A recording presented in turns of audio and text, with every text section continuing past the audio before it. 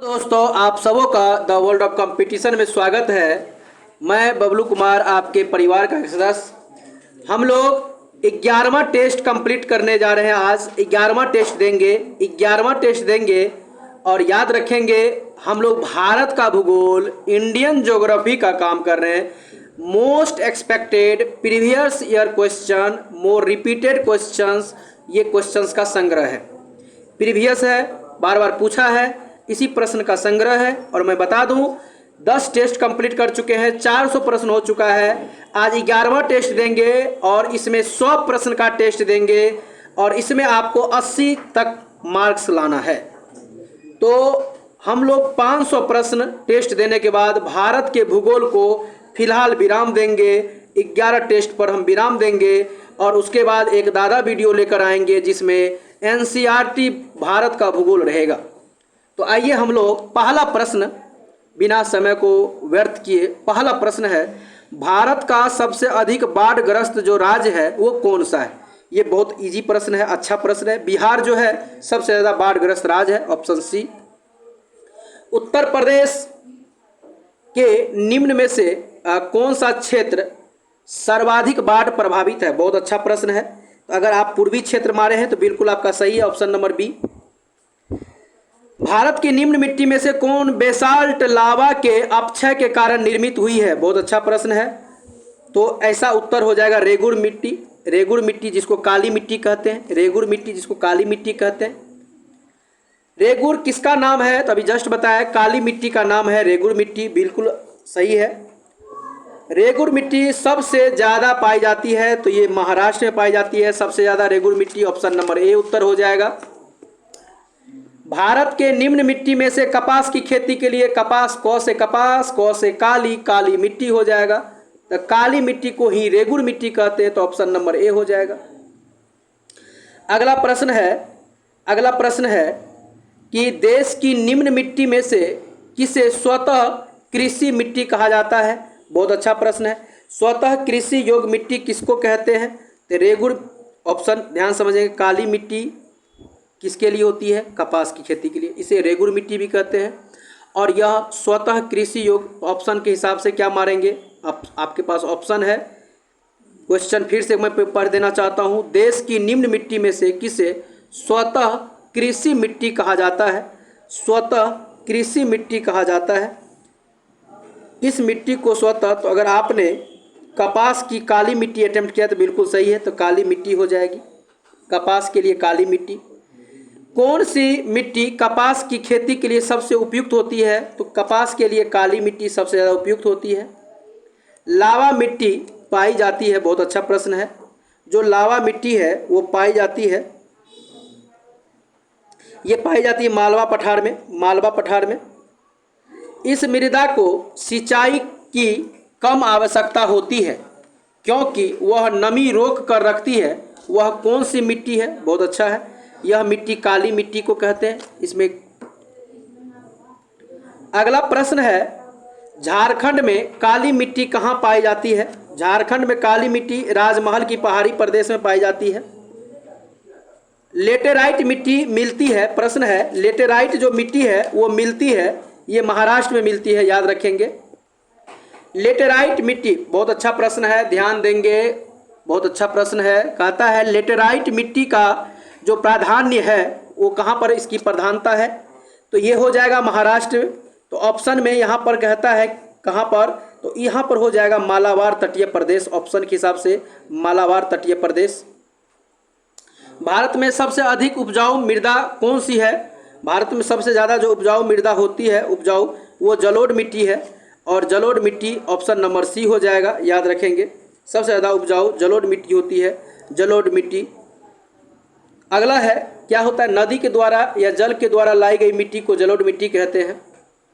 निम्न में से कौन सी मिट्टी नदी द्वारा निर्मित है। नदी के द्वारा निर्मित जलोढ़ मिट्टी है, अभी जस्ट बताया। जो मिट्टी नदी के द्वारा लाई जाती है उसे जलोढ़ मिट्टी कहते हैं, बहुत ज़्यादा उपजाऊ होता है। ये दो प्रकार का होता है, एक वो बांगर कहलाता है, एक वो खादर कहलाता है। बांगर जो होता है वो खादर की तुलना में कम उपजाऊ होता है, ये याद रखेंगे। निम्न में से कौन सी मिट्टी नदी द्वारा निर्मित है, तो नदी के द्वारा जलोढ़ मिट्टी निर्मित होती है, बहुत अच्छा प्रश्न है। भारत में सबसे बड़ा मिट्टी का वर्ग कौन सा मिट्टी का वर्ग हो जाएगा? तो ये कछारी जो है, कछारी हो जाएगा, ऑप्शन नंबर डी। गंगा की मैदानी पुरानी कछारी मिट्टी को क्या कहते हैं? अभी जस्ट बताया, पुरानी मिट्टी को बांगर कहते हैं और न्यू जलोढ़ मिट्टी को खादर कहते हैं। यहाँ बांगर हो जाएगा, ऑप्शन नंबर बी हो जाएगा। अगला प्रश्न है, निम्न में से किस प्रकार की मृदा की जल धारण क्षमता सबसे कम होती है? किस प्रकार की मृदा की जल धारण क्षमता सबसे कम होती है? तो ये बलुई दोमट मिट्टी का, बलुई दोमट मिट्टी, ऑप्शन नंबर ए हो जाएगा। लोम मिट्टी में मिट्टी का कौन सा कण मिलता है? लोम मिट्टी जिसको दोमट्टी मिट्टी कहते हैं, इसमें सभी प्रकार के कण मिलते हैं, बालू, चिकना, ये सभी कण होता है। ऑल ऑफ दीज हो जाएगा डी। अगला प्रश्न है, पश्चिमी राजस्थान की मिट्टी में किसकी मात्रा अधिक है? तो बहुत अच्छा प्रश्न है, कैल्शियम की मात्रा बहुत ज़्यादा है, तो ऑप्शन नंबर बी हो जाएगा। निम्न में से कौन सी फसल मृदा को नाइट्रोजन से भरपूर कर देता है? बहुत अच्छा प्रश्न है, तो मटर जो है, मटर नाइट्रोजन से भरपूर कर देता है। भूमि उर्वरता बढ़ाने के लिए निम्न में से कौन सी फसल उगाई जाती है? भूमि को की उपज को बढ़ाने के लिए, याद रखेंगे, भूमि की उपज को बढ़ाने के लिए हाँ कौन सी फसल उगाई जाती है? बहुत अच्छा प्रश्न है। तो अगर आप उड़द मारे हैं तो बहुत सही है उत्तर। भारतीय मृदाओं में जिस सूक्ष्म, क्वेश्चन है, जिस सूक्ष्म तत्व की सर्वाधिक कमी है वह कौन सा है? ये जस्ता हो जाएगा, जस्ता हो जाएगा, जस्ता।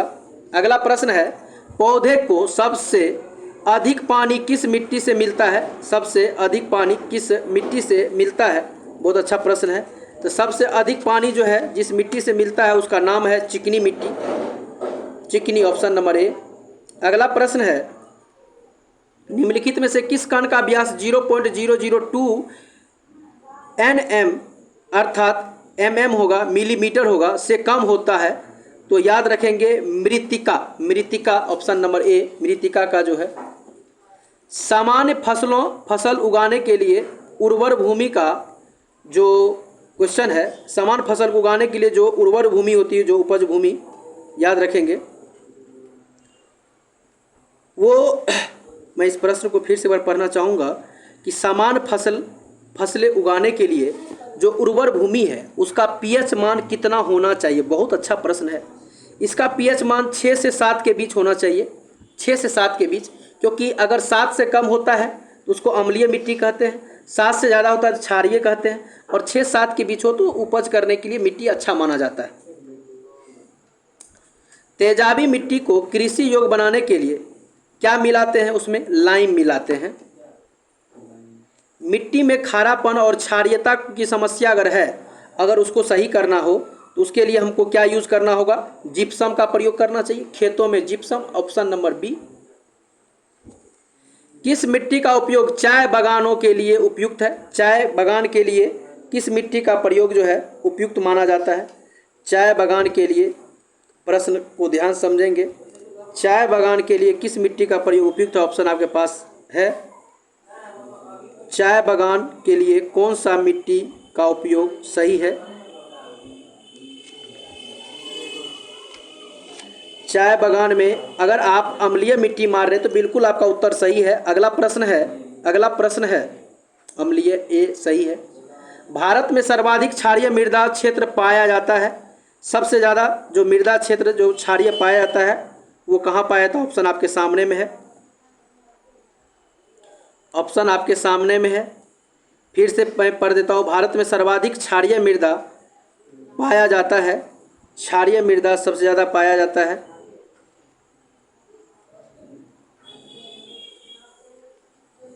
तो सबसे ज़्यादा जो भारत के अंदर में जो क्षारीय मृदा होता है, क्षारीय क्या होता है? जिसका पीएच मान 7 से अधिक होगा, जिसका पीएच मान 7 से अधिक होगा उस मृदा को हम लोग क्षारीय मृदा कहते हैं, उस मृदा को हम लोग क्षारीय मृदा कहते हैं। और यह मृदा सबसे ज़्यादा पाए जाने के लिए कहाँ पर पाया जाता है? क्षारीय मृदा सबसे ज़्यादा किस राज्य में? तो अगर आपको देखने को मिलेगा ये हरियाणा राज्य में सबसे ज़्यादा क्षारीय मृदा देखने को मिलता है। अगला प्रश्न है, भारत में लवणीय मृदा का सर्वाधिक क्षेत्रफल, भारत में लवणीय मृदा, प्रश्न को ध्यान देंगे, लवणीय मृदा का जो सर्वाधिक क्षेत्रफल है वो कहाँ है? ऑप्शन आपके सामने में है। लवण क्या होता है आपको पता है? जो लवणीय मृदा है वो सर्वाधिक मात्रा में कहाँ हो जाएगा? अगर आप ऑप्शन लवणीय मृदा की बात करें तो गुजरात अटेम्प्ट किए हैं तो आपका उत्तर सही है। गुजरात आपका उत्तर बिल्कुल सही है। फिर से मैं बता दूं, भारत में सर्वाधिक क्षारीय मृदा पाया जाता है।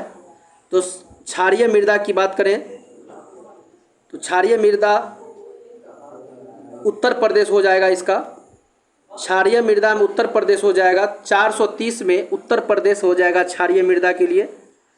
और अगर हम लोग लवणीय मृदा चुनेंगे, लवण, इसका उत्तर हो जाएगा गुजरात। लवणीय मृदा हो जाएगा गुजरात। मैं इस दोनों प्रश्न को फिर से क्लियर करना चाहूँगा आप लोगों का। भारत में सर्वाधिक क्षारीय मृदा उत्तर प्रदेश हो जाएगा जिसका पीएच मान 7 से अधिक, और लवणीय मृदा जो है ये हो जाएगा गुजरात। अगला प्रश्न है, भारत में निम्न में से किस क्षेत्र में मृदा अपरदन की समस्या गंभीर है? मृदा अपरदन की समस्या जो है किस क्षेत्र में गंभीर समस्या है? तो ये शिवालिक पहाड़ी के पाद क्षेत्र में एक गंभीर समस्या है। अगला है, निम्न में भारत का कौन सा क्षेत्र मृदा अपरदन से अत्यधिक प्रभावित है? मृदा अपरदन से अत्यधिक प्रभावित है, ये चंबल घाटी का क्षेत्र हो जाएगा। कहता है, ध्यान से समझेंगे, कहता है 434 नंबर का प्रश्न है।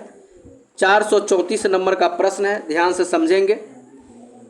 कहता है कि एमपी के निम्न में से, बहुत एमपी मतलब मध्य प्रदेश के निम्न में से किस जिले में मृदा अपरदन की समस्या है? मध्य प्रदेश के किस जिले में? तो मुरैना जिले में, ऑप्शन सी हो जाएगा। चंबल घाटी जो है, चंबल घाटी के जो खड्डों के निर्माण के कारण निम्न में से किस प्रारूप का अपरदन है? तो अगर आप अब नालिका अटेम्प्ट किए हैं तो बिल्कुल सही है आपका उत्तर, डी नंबर। कृषि भूमि में किसके पौधे उगाने से भूमि का अपरदन अधिकतम तीव्रता से होती है?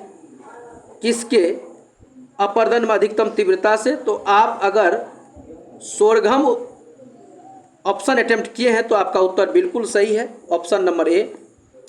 कौन सा तरीका मिट्टी की उर्वरता प्राप्त करने का नहीं है? मिट्टी का उर्वरता प्राप्त करने का नहीं है तो बीज संशोधन ये तरीका नहीं होता है। फसल चक्र आवश्यकता होता है, क्यों? क्योंकि मृदा की उर्वरा शक्ति को बढ़ाने के लिए फसल का चक्रण बहुत जरूरी है, बदल के फसल। मृदा अपरदन रोका, ये प्रश्न फसल चक्रण आवश्यकता होता है, मृदा की उर्वरता बढ़ाने के लिए ऑप्शन नंबर सी अटेम्प्ट होगा।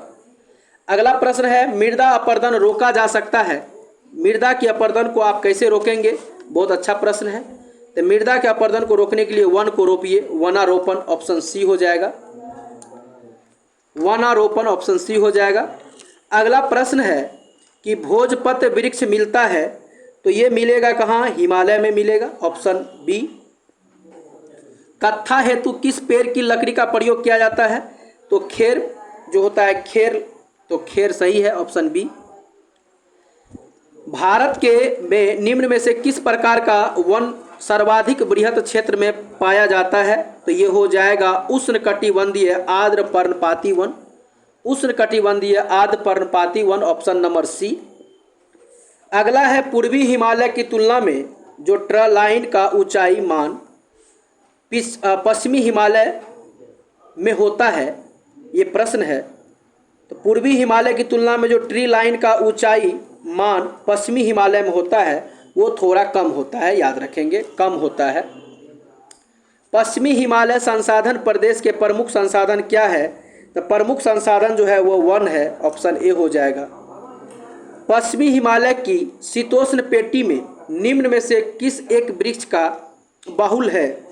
फिर से मैं पढ़ना चाहूँ, किस एक वृक्ष का बाहुल है? तो देवदार वृक्ष जो है उसकी ज़्यादा मात्रा है, देवदार वृक्ष की मात्रा है। निम्न राज्य में से किस राज्य में सिनकोना वृक्ष नहीं उगता है? सिनकोना वृक्ष नहीं उगता है तो छत्तीसगढ़ में सिनकोना वृक्ष नहीं उगता है, सिनकोना वृक्ष नहीं उगता है छत्तीसगढ़ में। अगला प्रश्न है, निम्न में से किसे जंगल की आग कहा जाता है? जंगल की आग किसे कहा जाता है? तो ये कहा जाता है butea monosperma, butea monosperma, butea monosperma, option C हो जाएगा। निम्न में से किस पौधे में फूल नहीं होते? किस पौधे में फूल नहीं होते? तो फर्न जो है इसमें फूल नहीं होते हैं, ऑप्शन डी हो जाएगा।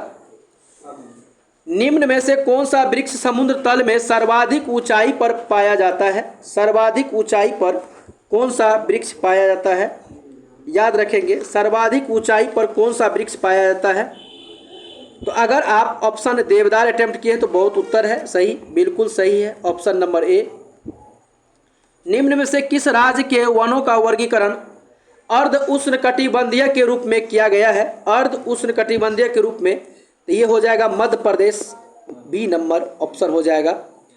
निम्न में से तत्वतः कौन सी एक हिमालयी वनस्पति की जाति नहीं है? हिमालयी वनस्पति की जाति नहीं है। अगर महोगनी अटेम्प्ट किए हैं तो बिल्कुल सही है। सर्वाधिक वानिकी में प्रयुक्त बहुउद्देशीय वृक्ष का एक उदाहरण कौन सा है? बहुउद्देशीय वृक्ष का एक उदाहरण कौन सा है? तो ये खेजड़ी वृक्ष हो जाएगा। लीसा प्राप्त होता है, लीसा जो है वो प्राप्त होता है चीर के वृक्ष से प्राप्त होता है, ऑप्शन ए हो जाएगा। भारत में किस राज्य का सर्वाधिक क्षेत्र घने पतझड़ वाले जंगल से घिरा हुआ है? घने पतझड़ वाले जंगल से घिरा हुआ है, ये मध्य प्रदेश हो जाएगा, ऑप्शन नंबर सी हो जाएगा। निम्न में से कौन सा जिला सबसे अधिक घने पतझड़ वाले वन क्षेत्र से घिरा हुआ है? जिला पूछा जा रहा है, तो अगर जिला पूछा गया तो पश्चिम चंपारण हो जाएगा। पश्चिम चंपारण, जिसको कि यहाँ WB लिख दिया गया है, पश्चिम चंपारण हो जाएगा, याद रखेंगे। पश्चिम चंपारण कौन सा जिला पतझड़ वाला? तो ऑप्शन के हिसाब से यहाँ पर वेस्ट बंगाल नहीं, पश्चिम चंपारण हो जाएगा, पश्चिम चंपारण हो जाएगा। अगला प्रश्न है, भारत में सर्वाधिक विस्तार वाला राज्य है, भारत में सर्वाधिक विस्तार वाला जो राज्य है, ये ऑप्शन के हिसाब से आप देखेंगे क्या हो जाएगा। तो सर्वाधिक विस्तार जो वाला राज्य है वो पंजाब है।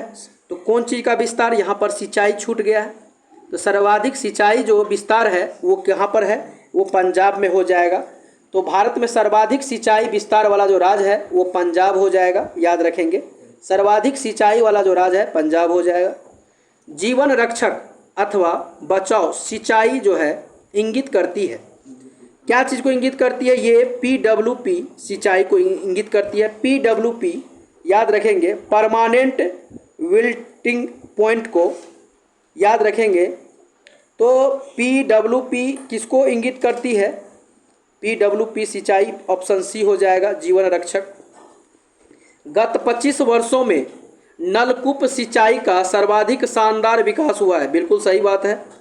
सरयू पार मैदान, ऑप्शन में हो जाएगा सी नंबर हो जाएगा, ऑप्शन सी हो जाएगा। भारत के किस राज्य में सर्वाधिक सिंचाई नलकूप से होती है? सबसे ज़्यादा सिंचाई नलकूप से होती है, ये उत्तर प्रदेश हो जाएगा, बिल्कुल सही है। भारत में माला नहर तंत्र को प्रस्तावित किया था, ऑप्शन आपके सामने में है। तो माला जो तंत्र है इसको प्रस्तावित किया था दिनसौ जे दस्तूर ने, दिनसौ जे दस्तूर ने किया था। दक्षिण भारत में सिंचाई व्यवस्था का अग्रदूत किसे माना जाता है? सिंचाई व्यवस्था का अग्रदूत सर आर्थर कॉटन को माना जाता है, ऑप्शन नंबर ए हो जाएगा। अगला प्रश्न है, भारत की सिंचाई क्षमता का सर्वाधिक भाग पूरा होता है।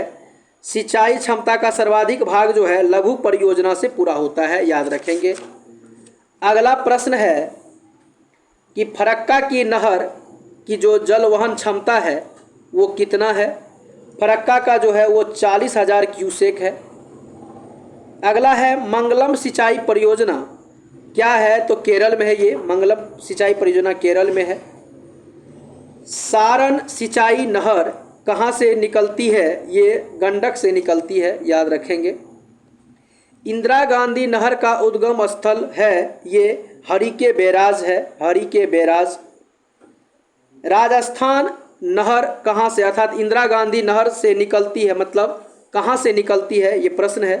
तो आपको पता होना चाहिए, ये निकलेगी ब्यास और सतलज नदी। तो ये सतलज ऐसे नॉर्मली हो जाएगा सतलज नदी, लेकिन ऑप्शन में ब्यास भी है तो हम ब्यास सतलज दोनों कहेंगे। अगला है वैसे सतलज, अगर एक चुनना है तो सतलज मारेंगे, लेकिन होगा ब्यास भी। निम्न नदी परियोजनाओं में से कौन ब्यास नदी के पोंग बांध के जल का उपयोग करती है? तो पोंग बांध के जल का जो प्रयोग करती है, पोंग बांध के जो जल का प्रयोग करती है, मैं प्रश्न को एक बार फिर से पढ़ना चाहूँगा कि निम्न नदी परियोजना में से, कहता है इस परियोजना में से कौन सा ऐसा है? तो इंदिरा गांधी नहर परियोजना हो जाएगा, इंदिरा गांधी नहर परियोजना। भारत कहता है अगला, विश्व की सबसे पुरानी, ध्यान देंगे, विश्व की सबसे पुरानी व विकसित नहर व्यवस्था भारत में कौन सी है? कौन सी है विश्व की? याद रखेंगे, ये गंगा नहर हो जाएगा, गंग नहर, गंग नहर ऑप्शन है। अगला प्रश्न है, गंग नहर जो सबसे पुरानी नहरों में से एक है का निर्माण गंग सिंह ने किया था। कौन किया था? गंग सिंह ने किया था। किस ईस्वी में किया था? 1927 में किया था, ऑप्शन नंबर बी हो जाएगा।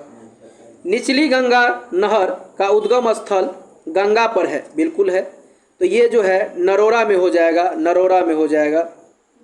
निम्न नहरों प्रणालियों में से किससे बिहार के क्षेत्र में सिंचाई होती है? किससे बिहार में सिंचाई होती है? तो अगर आपने त्रिवेणी नहर अटेम्प्ट किया है तो बिल्कुल आपका उत्तर सही है।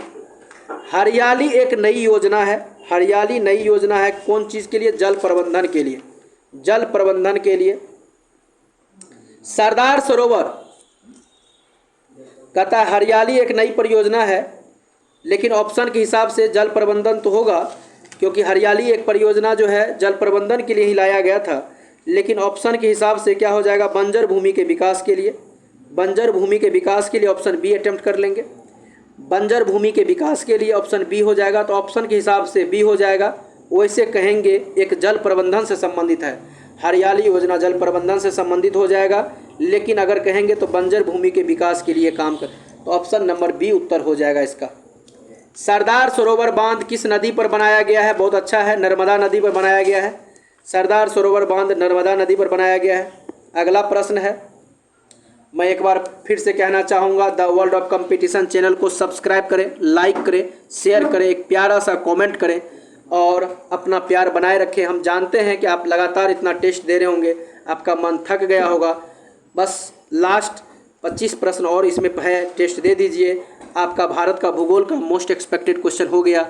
अगला एक दादा वीडियो रहेगा जिसमें इसी का अधिकांश प्रश्न रहेगा, कुछ न्यू प्रश्न रहेगा और आप उसे लगा लेंगे, तो वो एक अलग प्ले लिस्ट होगा, लेकिन आपका यहाँ पर पार्ट वाइज टेस्ट है। बहुत बहुत धन्यवाद, इसी तरह से मेहनत करते रहिए, ईश्वर आपको सफलता जरूर दिलाएगी। सरदार सरोवर परियोजना से लाभान्वित होने वाला राज्य जो है वो कौन सा है? तो नर्मदा, ऑप्शन क्वेश्चन है, कौन सा जो है सरदार सरोवर परियोजना से लाभान्वित हो रहा है? ऑप्शन आपके सामने में है। सरदार सरोवर से जो लाभान्वित हो रहा है वो गुजरात, महाराष्ट्र, मध्य प्रदेश और राजस्थान, गुजरात, महाराष्ट्र, मध्य प्रदेश और राजस्थान, ऑप्शन नंबर ए हो जाएगा, बिल्कुल सही है। सरदार सरोवर में सर्वाधिक लाभ किसको मिलता है? सबसे ज़्यादा लाभ जो है वो किसको मिलेगा? तो सबसे ज़्यादा लाभ मिलेगा मध्य प्रदेश को, मध्य प्रदेश को मिलता है, सबसे ज़्यादा लाभ मध्य प्रदेश को मिलता है, अर्थात ऑप्शन सी हो जाएगा। सरदार सरोवर परियोजना का विरोधकर्ता कौन था? याद रखेंगे, सरदार सरोवर परियोजना का मेघा पाटकर जो है ये विरोध करता था। निम्न में से कौन सा बांध नर्मदा नदी पर नहीं है? नर्मदा नदी पर नहीं है तो बाण सागर जो है, बाण सागर ये नहीं है, बाकी सभी का सभी नर्मदा नदी पर है। कहता है निम्न जलाशयों में से किस एक में एमपी का जो है हरसूद कस्बा जलमग्न हुआ है? बहुत अच्छा है, हरसूद कस्बा जलमग्न हुआ है, ये हो जाएगा इंदिरा सागर, इंदिरा सागर, इंदिरा सागर, लेकिन यहाँ गांधी है, यहाँ इंदिरा सागर हो जाएगा, याद रखिएगा, इंदिरा सागर हो जाएगा। आप ए नंबर अटेम्प्ट कर लीजिए। नर्मदा बचाओ आंदोलन किस बांध के ऊंचाई बढ़ाने के निर्णय के विरोध में हुआ था? तो आपको पता होना चाहिए ये जो है मुक्त सरदार सरोवर बांध के कारण हुआ था। भाखड़ा नांगल एक संयुक्त परियोजना है, बिल्कुल है। और ये कहता है किसके किसके बीच का है, तो हरियाणा पंजाब और राजस्थान के बीच का है। हरियाणा पंजाब और राजस्थान के बीच का है। अगला है जो भाखड़ा नांगल परियोजना है किस नदी पर बनाया गया है, तो ये पता है भाखड़ा नांगल सतलज नदी पर बनाया गया है। भारत की का जो सबसे पुराना जल शक्ति उत्पादन केंद्र है वो कौन सा हो जाएगा, शिव समुद्रम हो जाएगा। शिव समुद्रम जो परियोजना है वो किस राज्य में है, तो ये हो जाएगा कर्नाटक में हो जाएगा। तमिलनाडु और कर्नाटक का जो जल विवाद है वो तमिलनाडु और कर्नाटक का जो जल विवाद है उसको कावेरी जल विवाद, ऑप्शन नंबर सी हो जाएगा, ऑप्शन सी हो जाएगा। भारत के किस राज्य में नागा अर्जुन सागर परियोजना है, आंध्र प्रदेश में हो जाएगा, आंध्र प्रदेश हो जाएगा। नागा अर्जुन सागर परियोजना किस नदी पर अवस्थित है, याद रखिएगा ये कृष्णा नदी पर अवस्थित है। हीराकुंड बांध किस नदी पर बनाया गया है, हीराकुंड जो बांध है वो बनाया गया है महानदी पर, ऑप्शन सी हो जाएगा। चंबल नदी पर कौन सी बांध निर्मित है, चंबल जो है क्वेश्चन है, चंबल नदी पर कौन सी बांध, तो गांधी सागर हो जाएगा। चंबल नदी पर गांधी सागर हो जाएगा। कौन सा जलाशय चंबल नदी पर बनाया गया है, कौन सा जलाशय चंबल नदी पर बनाया गया है, तो राणा प्रताप सागर, ऑप्शन बी हो जाएगा। टिहरी बांध परियोजना उत्तराखंड के में निर्माण किया जा रहा है, बिल्कुल सही बात है। तो टिहरी बांध क्वेश्चन ये है कि किस नदी पर, तो भागीरथी नदी पर हो जाएगा, भागीरथी नदी पर हो जाएगा। टिहरी जल विद्युत परियोजना निम्नलिखित में से किन नदी पर बनाई गई है, तो ये बनाई गई है, याद रखिएगा भागीरथी और मिलांगना नदी हो जाएगा, लेकिन यहाँ पर भिलांगना होना चाहिए, भिलांगना। भागीरथी एवं भिलांगना होगा क्योंकि भिलांगना नदी होता है। तिलैया, मेथौन और बेलपहाड़ी बांध किस नदी पर बना हुआ है, बहुत अच्छा प्रश्न है ये, याद रखिएगा। तिलैया ये सब जो है बराकर नदी पर बना है, बी नंबर हो जाएगा। दामोदर घाटी निगम की स्थापना हुई थी, दामोदर घाटी निगम की जो स्थापना हुई थी वो कब हुई थी, ये प्रश्न है, कब हुई थी इसलिए आपको बताना है। दामोदर जो घाटी है इसकी स्थापना कब हुई थी, दामोदर घाटी, ऑप्शन आपके सामने में है, आपको बताना है। ये ईस्वी को दामोदर घाटी परियोजना की बात हो रही है, ये किस ईस्वी में हुआ था, तो ये हो गया था 1948 में, याद रखेंगे, ऑप्शन नंबर डी हो जाएगा। अगला प्रश्न है निम्न जल विद्युत परियोजना में से कौन सी परियोजना भारत में ने भूटान के साथ सहयोग करके बनाई थी, भूटान के साथ सहयोग करके बनाई थी, बहुत अच्छा प्रश्न है। भूटान के साथ सहयोग करके बनाई थी कौन सी परियोजना है जिसको भूटान के साथ परियोजना करके हम लोग बनाए थे, तो ये उत्तर हो जाएगा चुक्का बांध परियोजना, ऑप्शन सी हो जाएगा। तेलुगु गंगा परियोजना से किस शहर को पानी मिलेगा, किस शहर को पानी मिलेगा, तो ये मिलेगा मद्रास को मिलेगा। बहुउद्देशीय नदी घाटी परियोजना को आधुनिक भारत का मंदिर कहा जाता है, आधुनिक भारत का मंदिर कहा जाता है किसको, याद रखिएगा आधुनिक भारत का मंदिर जवाहरलाल नेहरू को कहा जाता है, जवाहरलाल नेहरू को कहा जाता है। अलमाटी बांध किस नदी पर है, अलमाटी बांध जो है कृष्णा नदी पर है, कृष्णा नदी, ऑप्शन बी हो जाएगा। भारत में सबसे पुराना जल विद्युत स्टेशन कौन सा है, भारत में जो सबसे पुराना जल विद्युत स्टेशन है, सबसे पुराना जल विद्युत स्टेशन वो कौन सा हो जाएगा, वो हो जाएगा, याद रखिएगा सिद्राबाग हो जाएगा, सिद्राबाग। भारत में प्रथम जल विद्युत संयंत्र की स्थापना की गई थी, भारत में प्रथम जल विद्युत संयंत्र की स्थापना की गई थी कहाँ पर, दार्जिलिंग में की गई थी, दार्जिलिंग में की गई थी। और इस तरह से हम लोगों का 500 प्रश्न कंप्लीट होता है। आज हम लोग 11वां टेस्ट दिए, 100 प्रश्न था, आप अपना स्कोरिंग देख लीजिए। हम उम्मीद करते हैं आप लोगों को थोड़ा सा परेशानी हुई होगी, लेकिन इसको नज़रअंदाज कर दीजिए, थोड़ा मेहनत करना पड़ेगा सफलता के लिए। आपके लिए हम जब एक दिन में 500 प्रश्न का टेस्ट बना सकते हैं तो क्या आप 5 घंटा मेहनत अपने नौकरी के लिए नहीं कर सकते हैं? उम्मीद है आप करेंगे, आप प्यार से समझें और हम उम्मीद करते हैं हम लोग आप लोगों को आपका मेहनत का जस मिलेगा। हम लोग इसी तरह से आप मेहनत करते रहें, हम लोग फिर अगले क्लास में नए विषय के साथ मिलेंगे। बहुत बहुत धन्यवाद, बहुत सारी शुभकामनाएं, भगवान आपको सफल कर